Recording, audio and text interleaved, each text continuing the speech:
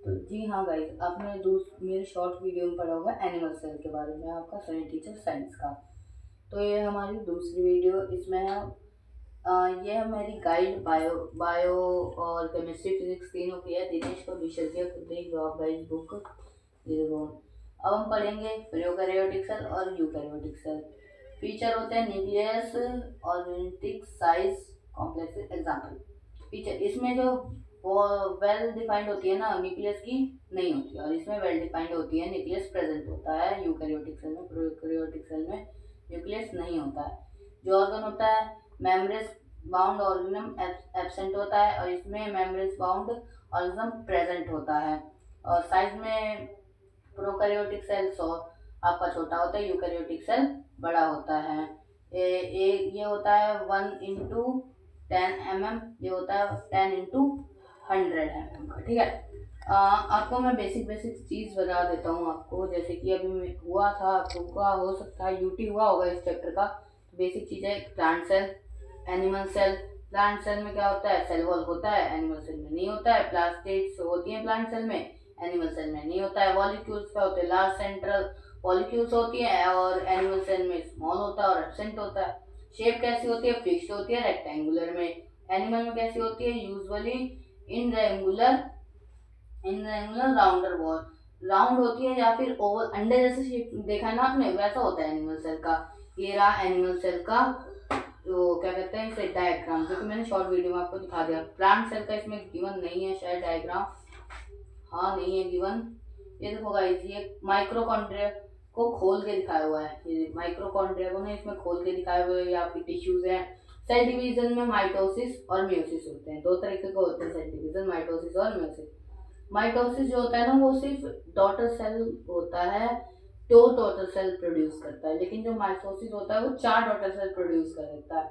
और माइटोसिस क्या कहते हैं, जर्म सेल में नहीं पाया जाता, जैसे रिप्रोडक्शन पार्ट्स में नहीं पाया जाता माइटोसिस, लेकिन माइटोसिस पाया जाता है जर्म सेल में, नहीं पाया जाता है, जर्म्स ऑर्गेनिज्म से नहीं पाया जाता, जैसे कि रिप्रोडक्शन में पाया जाता है, रिप्रोडक्शन में पाया जाता है, ठीक है। और इसमें क्रोमोसोम माइटोसिस में क्रोमोसोम्स हाफ हो जाते हैं, लेकिन माइटोसिस में हाफ नहीं होते। जितना मतलब ऊपर 43 है ना, तो नीचे 23 दोनों में मिल जाएगा, मतलब 43 मिल जाएगा। लेकिन इसमें क्या होता है माइटोसिस में, कि ऊपर अगर 43 है तो नीचे 23 आएगा, फिर नीचे अगर 23 का हाफ होते हुए आएगा, ठीक है। और एक होता है कैंसर। कैंसर वो होता है, कैंसर बहुत सारे तरीकों से होता है कैंसर, लेकिन होता क्यों है कैंसर।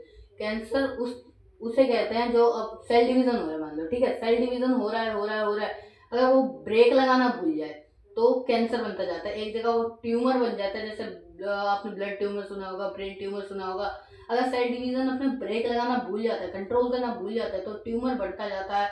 दो तरह की होती हैं ये दो तरीके से निकल जाती हैं। अगर ये मामूली और छोटी मोटी अगर फर्स्ट स्टेज पे पता चल जाता है तो हम इसे ऑपरेशन या फिर रेडियस से निकाल सकते हैं। लेकिन अगर बिल्कुल लास्ट स्टेज पे हो तो मुश्किल है। अगर लास्ट सेकेंड थर्ड हो तो फिर या तो रेडियस से निकाल सकते हैं, या तो कोई रेडियस सर्जरी होती है उससे निकाल सकते हैं, ठीक है। और क्या कहते हैं, और आपको बताता हूँ मैं अभी। ये देखो, रफ एंडोप्लाज्मिक और स्मूथ एंडोप्लाज्मिक, ये तो आपने नाम सुना ही होगा, रफ एंडोप्लाज्मिक और स्मूथ एंडोप्लाज्मिक। और मैं आपको दिखाता हूँ, बस गाइस इतना ही था आज की वीडियो में, मुझे लग रहा है नहीं। अभी देखिए, ये है हमारी air acids form the limited of relations of the human आई की जो होती है वो कितने कितने mm तक देख सकती है, 0.1 mm तक वो देख सकती है। Basic unit of the cell आपको बता दिया था मैंने शॉर्ट वीडियो में। तो सेल मेम्ब्रेन इज सेलेक्टिवली और परमेबल है,